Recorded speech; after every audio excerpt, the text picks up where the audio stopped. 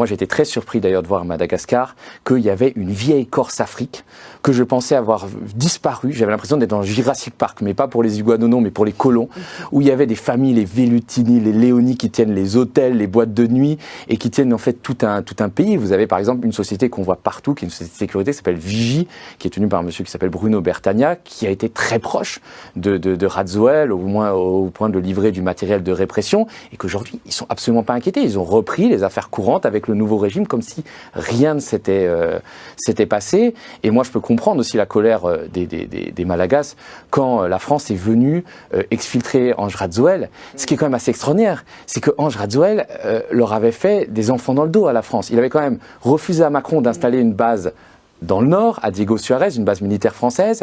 Il avait insisté pour la restitution des îles Éparses, qui sont ces 5 îlots autour de Madagascar que la France contrôle et qui refuse de restituer à Madagascar. Il s'était quand même rapproché des Russes. Et ce type-là, on est venu, qui avait quand même tué une trentaine de manifestants, on est venu envoyer un avion militaire français avec nos propres moyens, les moyens des citoyens français, pour venir le sortir de Madagascar et le permettre d'échapper à la justice.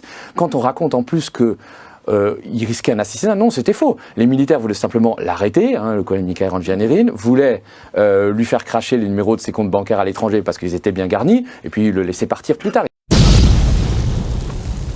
Le 12 octobre 2025, Madagascar a basculé, une fois de plus, dans la tourmente d'un coup d'État militaire. Mais à peine la poussière retombée, les mêmes visages, les mêmes clans économiques, les mêmes réseaux d'influence refont surface. Le peuple croyait reprendre son destin, il découvre une révolution sans rupture, un changement sans libération. La Grande il espérait renaître, elle risque encore de s'enchaîner. Depuis le 12 octobre 2025, Madagascar traverse l'un de ses moments les plus décisifs depuis l'indépendance. La chute de l'ancien président Andry Rajoelina aux mains de ses propres militaires, ces mêmes forces qu'il avait portées au pouvoir en 2009, a marqué un tournant radical dans l'histoire politique de ce pays insulaire de l'océan Indien, longtemps considéré comme un terrain d'ingérence, de corruption et de dépendance multiples. Ce qui avait commencé comme une protestation pacifique menée par une jeunesse en colère, lassée de pénuries quotidiennes d'eau et d'électricité, de chômage endémique et d'une classe politique coupée des réalités du peuple, s'est transformé en une crise majeure du pouvoir. Unité d'élite de l'armée connue sous le nom de CAPSAT, corps d'armée des personnels et des services administratifs et techniques, a rompu avec la ligne du gouvernement. Refusant d'obéir aux ordres de répression contre des manifestants non armés, cette unité s'est soudée au mouvement populaire et a pris le contrôle de Antananarivo avec une rapidité surprenante. Le président Rajoelina, après avoir tenté de dissoudre l'Assemblée nationale pour éviter une motion de destitution, a fui le pays dans des circonstances encore entourées de zones d'ombre.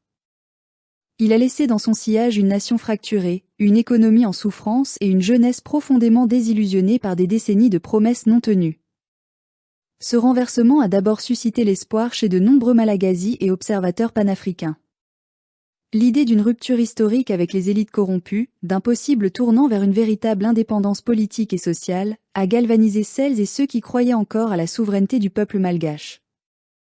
Après tout, qu'y a-t-il de plus légitime qu'une armée qui refuse de tirer sur ses frères et sœurs ? Cependant, aujourd'hui, plusieurs semaines après ces événements, nous devons poser une question difficile mais nécessaire. Assiste-t-on vraiment à une révolution populaire ou à une simple recomposition du pouvoir entre élites ? Car il ne suffit pas qu'une faction militaire destitue un président pour que naisse une révolution démocratique. Une révolution se mesure à la transformation profonde des rapports de pouvoir, à l'émancipation des peuples et à la capacité d'une nation à rompre définitivement avec les structures de domination et de prédation qui l'ont asservie. Or, dans le cas malgache, la situation reste confuse.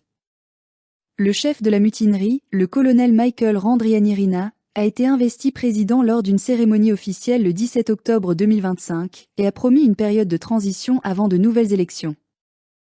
Mais cette transition, dirigée par des militaires dont les intentions réelles ne sont pas encore claires, laisse planer des doutes sur l'issue véritable de ce changement de pouvoir. De nombreux Malagasy, en particulier les jeunes, continuent de regarder avec suspicion cette nouvelle configuration. Si le CAPSAT a rejoint le peuple contre le régime de Rajoelina, qui souffrait d'une corruption endémique et d'une incapacité à répondre aux besoins fondamentaux, cela ne garantit pas que la même logique ne se reproduira pas. La continuation d'un pouvoir élitiste, intraclasse, qui perpétue l'injustice sociale et la marginalisation des masses.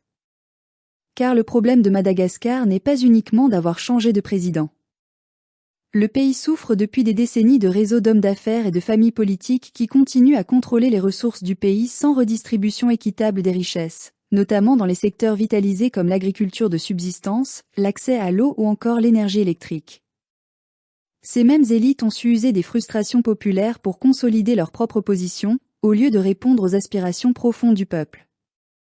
Et puis, qui peut croire un seul instant que les intérêts étrangers, qu'ils viennent de Paris, de Pékin ou de Washington, n'ont pas un rôle dans ces recompositions? Madagascar demeure une ancienne colonie française, toujours dépendante économiquement et diplomatiquement de puissances extérieures. On parle moins de la présence directe de troupes ou d'interventions ouvertes. C'est aujourd'hui dans les arcanes des accords commerciaux, des contrats miniers, des stratégies d'influence diplomatique que se joue le contrôle. Rien ne permet d'affirmer que la France ou une autre puissance n'a pas joué un rôle dans ces événements, ne serait-ce que par des pressions subtilisées, des logiques de placement de technocrates ou d'appui politique en coulisses, comme cela a été visible dans d'autres crises africaines. C'est d'ailleurs là que réside la contradiction. Si ce coup d'État militaire était une réponse populaire à une gouvernance indigne, pourquoi voir ensuite les mêmes acteurs ou leurs proches dans les structures de pouvoir? Si l'objectif était véritablement de répondre aux besoins pressants du peuple, accès à l'électricité, à l'eau, à l'emploi, pourquoi ces mêmes structures restent-elles fragiles, sans feuille de route claire pour une réforme radicale? Nous, qui défendons l'idée d'un continent panafricain libre, nous ne pouvons nous satisfaire de simples changements de façade. Les Africains ont assez connu de transitions qui annonçaient l'aurore et qui n'ont produit que des illusions. Une véritable libération ne peut venir que lorsque les peuples prennent en main leurs décisions économiques, politiques et sociales, sans être réduits à des pions dans des jeux géopolitiques. La jeunesse malgache, notamment ce mouvement connu sous le nom de Gen Z Madagascar, qui a été le moteur des premières protestations, continue d'espérer une transformation structurelle de la société. Ces jeunes ont donné leur sang, leur voix et leur présence dans les rues, non pas pour remplacer un oligarque par un autre, mais pour que leur il retrouve sa dignité, sa souveraineté et sa capacité à déterminer son propre destin.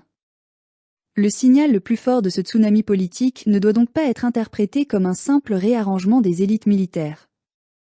Il est un appel à repenser l'État malgache dans sa globalité, à rompre avec les anciennes logiques d'exploitation interne et externe, à instaurer une justice sociale réelle et à restituer au peuple le contrôle de ses ressources, de son économie et de sa représentation politique. Et ce message ne concerne pas seulement Madagascar. C'est un avertissement pour tout le continent. Les coups d'État ou les changements de régime sans transformation profonde ne sauraient satisfaire les aspirations des peuples. La libération africaine ne peut être qu'une libération intellectuelle, sociale et structurelle. Ainsi, face à la crise actuelle à Madagascar, entre espoir et trahison, nous devons faire nôtre cette conviction. Une nation ne se libère pas simplement par le renversement d'un chef d'État, mais par la reconstruction collective de son projet national, en rupture avec les anciennes dépendances et en direction d'une souveraineté totale. Madagascar est à la croisée des chemins. Il appartient à ses fils et filles, à sa jeunesse, à ses forces vives de décider si cette transition sera un point de départ vers la justice et l'émancipation, ou un éternel recommencement des mêmes schémas de prédation.